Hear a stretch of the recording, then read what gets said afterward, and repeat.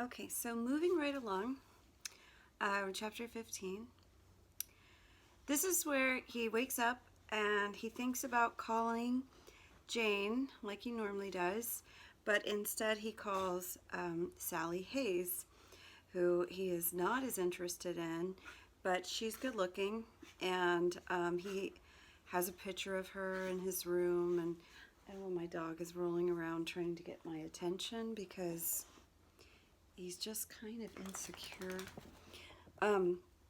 He rolls around like the cat because he's trying to say I'm as cute as the cat. But anyways, he asks if she would like to go out with him, and she says that would be grand. And right away you see that he doesn't even really like her. The only trouble is, like, he feels that he is in love with her the moment he sees her. And he's so lonely, he needs somebody around him to talk to. So now he's going to try to talk to her.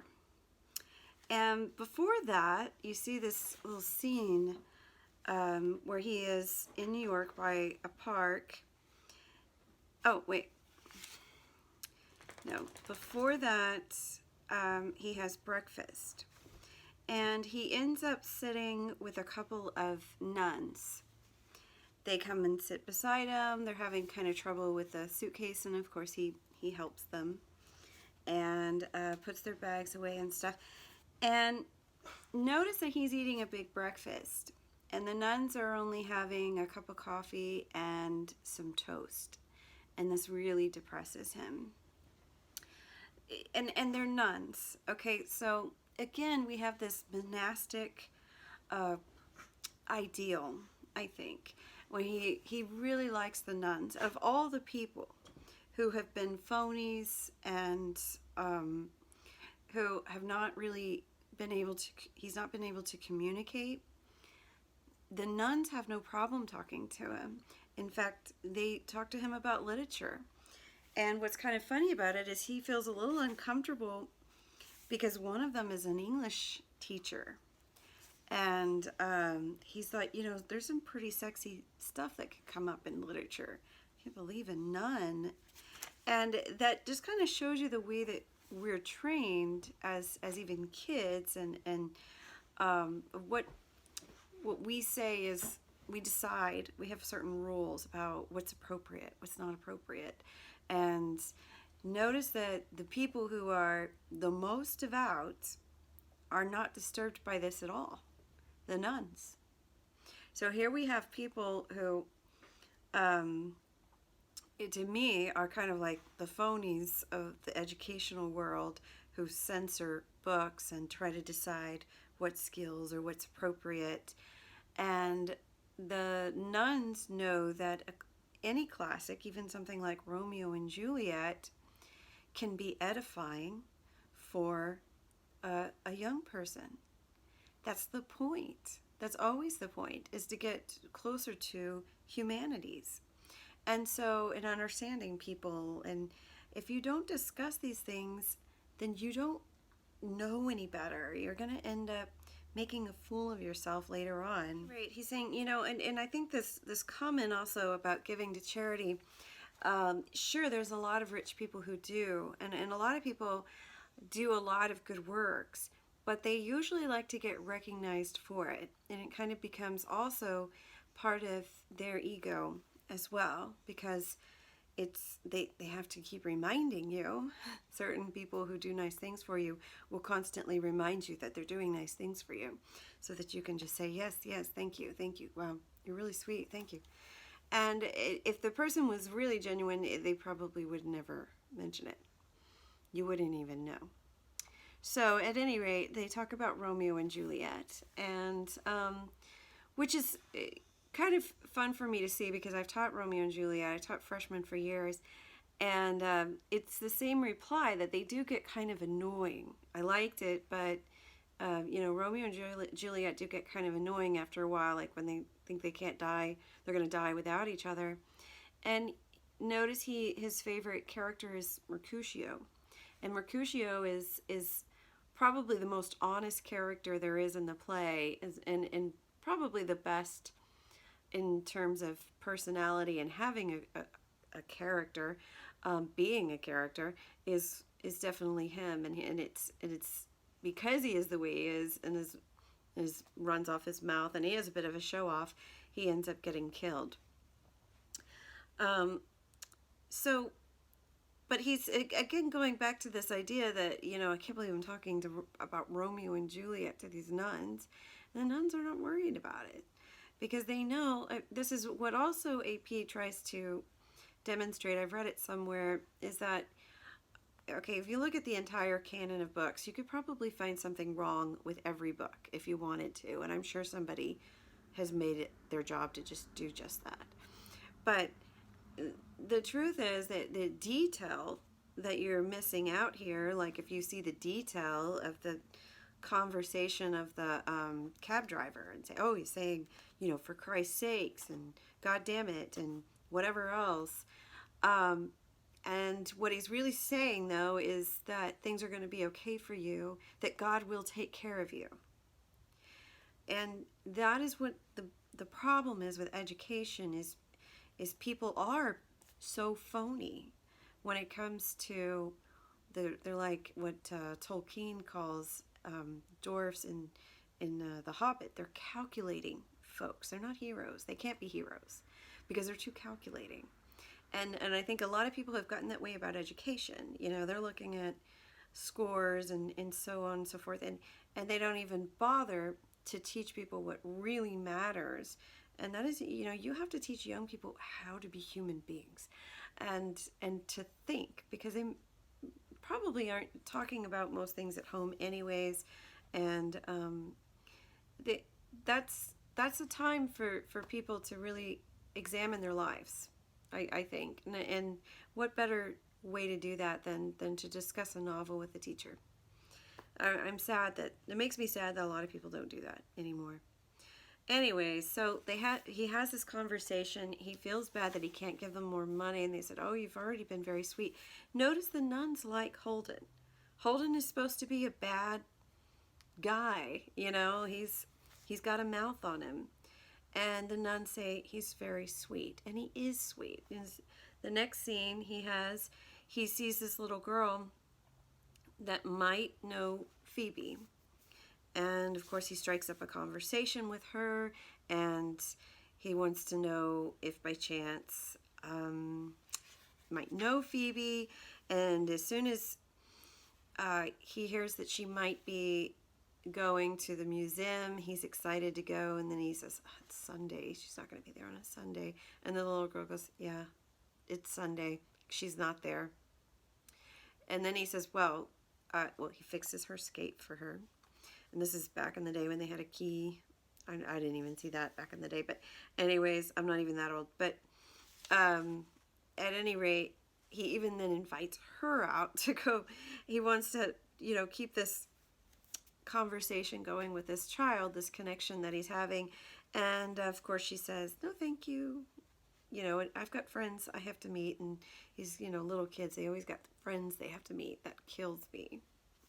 But the truth is that little kids are more likely to really have friends to meet and hang out in a genuine way. When you get older, it gets a little bit more tricky to hang out with everybody. So, and he talks about, actually I'm skipping a part here that's important. I wanted to mention this scene because he's talking again about, he's thinking about what to go see, and he's talking about actors. Kind of making back the point that he was making with Eddie, is that people really don't appreciate good art. And I think it's kind of funny that he brings up Sir Laurence Olivier and Hamlet. And he says that DB took Phoebe and I to see it last year. And he says he talked about it through lunch, and he was really anxious to see it. And then after he saw it, he saw Sir Laurence Olivier. That's all. He's got a terrific voice and a hell of a handsome guy, and he's nice to watch when he's walking or dueling or something like that. But it wasn't at all the way DB said Hamlet was. He was too much like a goddamn general instead of a sad, screwed up type of guy. Which I think you can see some similarities with Hamlet and Holden, even though they're going through very different situations. It's still kind of an existential crisis where you don't know what's going to happen to you. Things are questionable. You don't know who to trust. People are saying things to you. You don't know if they're being true. Are you being honest? He asks, Ophelia. And partly the question is Hamlet going mad, or is he just being a brat? And so, anyways, but I have friends that just would hate to hear me say this, but I honestly think Mel Gibson does a really good Hamlet because he is so morose and through the performance. But the funny thing about this that I kind of want to mention is I was reading in the biography that Salinger got put in a situation where he was actually at the same dinner table with Sir Laurence Olivier, and he felt kind of embarrassed because he had just written something bad about him, and he knew he read it. Everybody read the book, and so later on, he asked one of his friends to apologize for him, and then Sir Laurence Olivier sent him a letter, very gracious, saying, of course, something like this wouldn't bother Sir Laurence Olivier because he's not a phony. In fact, I think he's the one that told Anthony Hopkins, I saw this in an interview, about acting and about finding the middleman and finding that ease of character. To not be, we shouldn't know that you're acting. So if you've ever seen Julie and Julia, Meryl Streep should have gotten an Oscar for that too. I know she gets too many, but that one she really should have won, I thought. At some point you forget it's her. You don't even know it's her. Because she's Julia Childs, and that's the character she becomes. She becomes completely transformed into that person, and you forget that they're acting. And sometimes when a voice is really good in a book, the same thing kind of occurs. You forget that this is Salinger writing. You're so into Holden, and that is something that I guess concerned people up front, that it was too writer conscious, conscious, that you knew that he was, the author was just too much in there. And in the truth, and I don't know that I've really talked about this, remember in the beginning of the book, when he talks about a good writer like Thomas Hardy, which he mentions again in front of the nuns, he mentions the return of the native. And he says, I want to read a book where you just want to call up that author and talk to him. And guess what happens? People read Catcher in the Rye, and everybody wants to be buddies with Salinger, because they're like, finally, somebody who understands me. Salinger has no interest whatsoever in becoming friendly with people. In fact, what he suggests to Sally Hayes after their date goes sour, it kind of already is, she's already talking about other guys. She sees a guy she knows. They have this great conversation, or at least what they think is a great conversation. Holden sitting there thinking this is completely phony, and this is what people do. They have these phony conversations, and guys immediately start talking, especially ones from Ivy League schools, and then they grow up and they get a job, and then they just talk about how great their car is, and there you have it. or something, or they get upset because they lose a ping pong game. That's what it's all comes down to, I guess. And he says guys like that always talk about how many miles they have per gallon in their goddamn cars. Guys get sore and childish as hell if you beat them at golf or even some stupid game like ping pong. And then he says guys that are mean. Guys that never read books. And so, he's probably having a hard time also just writing, for instance, is more, I think, more of a feminine quality at any rate. And when he's thinking about what he's not, he talks about his dad being a lawyer. And I think part of Salinger's problem is that he's a little bit ashamed that he just wants to be a writer, even though that sounds like something great to aspire to. His dad wasn't impressed by that. And I think that may be why he felt so strongly. I could be wrong, but I think part of it has to do with what a lot of men were thinking at that time, and that is, I have to prove myself. And if there's a war going on, this is it. I have to do that. So it won't matter, no matter, either I'm going to die or I'm going to come back a hero. And it won't matter at that point. I've done my duty. I've been a man, and that's very important, even to someone like Salinger, I think, because people were very surprised, especially people at Valley Forge, that he actually wanted to do this, that he actually really cared, and he did. But I think that's also kind of the American dream part. So I'm jumping all over the place. I need to probably go back to the part where I skipped, and that is when he talks about the museum. And so when he's talking to that little girl, he was remembering the museum that had like the Indians and the Eskimos and stuff like that. And he remembers going there as a kid.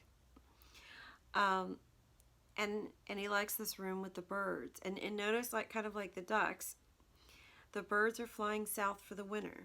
It's their nature to do that. They naturally know what to do, and nature takes care of them. But he says the best thing, though, in the museum was that everything stayed right where it was. Nobody'd move. You could go there 100,000 times, and that Eskimo would still be just, I crossed this word out, so I don't know, finished catching 2 fishes, or fish. The birds would still be on their way south. The deers would be drinking out of that water hole. And everything that he describes is kind of this scene. Yes, you got older, but some things didn't change, and you could count on it. And, maybe you were with a different person, or some of your circumstances changed, but it wasn't like the world was just disappearing. And sometimes I feel that way. You probably don't get on Facebook or anything like that, but you always get like these memes, I guess, that are, do you remember when? And maybe it's a telephone with a long cord. And I wonder sometimes, is that going to be like in a museum someday? And it's a really strange feeling, because what are we going to be left with? My husband and I were recently reading an article. I think it was Apple and Kroger looking at having a robot take orders and getting shopping and all this stuff. And I worry about that sort of thing, because I worry about jobs and people and just, are we going to be able to do anything ourselves? I don't know. It's happening very quickly.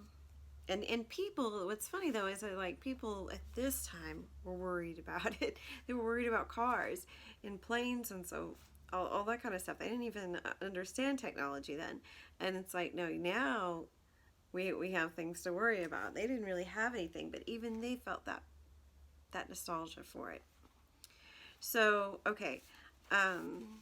So after the movie, they go and they go ice skating, which seems to be something like that's going to be some fun.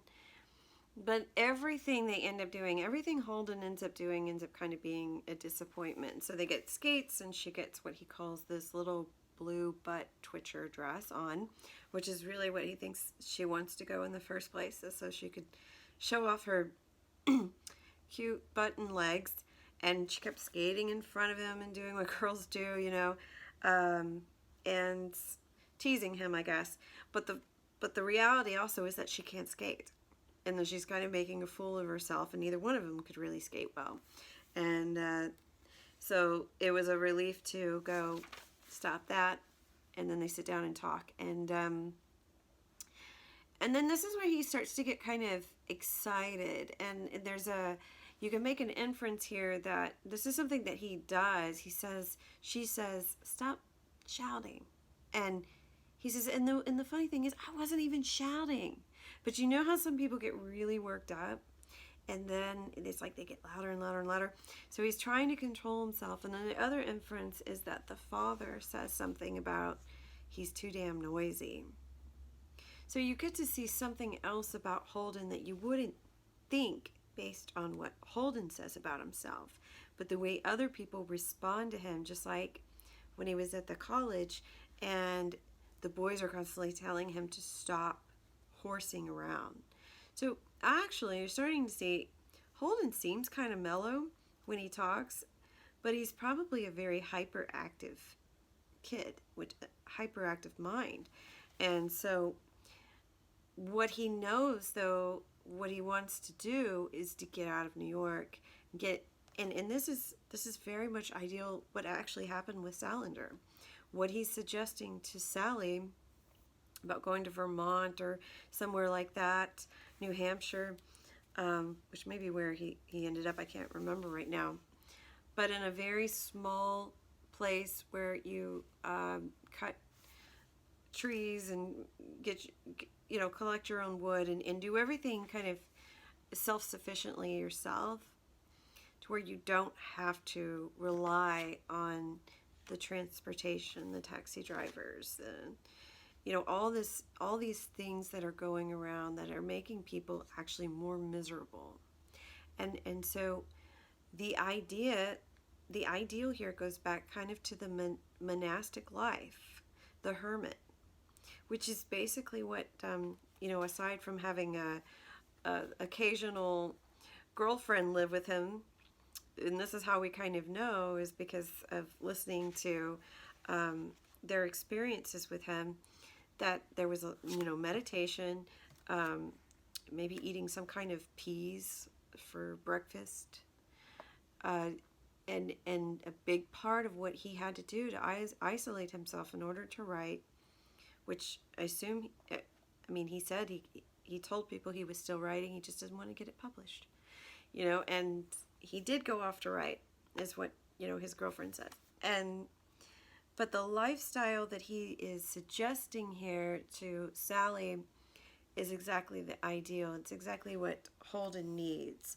And of course, this doesn't appeal to her at all. And she brings up all these, little realities like, well, first off, we're practically kids and we don't, eventually our money's going to run out. What are you going to do? And, oh, I'll get a job or whatever. But what he goes on and on about is kind of the rat race that's going on, that there's always going to be this phony stuff going on. We have to go here and there. And then he says, well, you don't know what I mean at all. And she says, well, maybe I don't. Maybe you don't either. Like, maybe you don't even know what you're talking about at this point.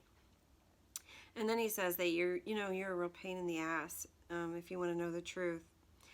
And this set her off and pretty much ended the date. And he kept trying to apologize, and he's thinking about, what if she tells her parents I said that? I'm supposed to come over and trim the Christmas tree. And so he says she's almost like in tears, and so he really feels bad. And anyways, she ends up going, and he sticks around for a little bit. And he says, if you want to know the truth, I don't even know why I started all that stuff with her. About going away somewhere to Massachusetts and Vermont and all. I probably wouldn't have taken her even if she wanted to go with me.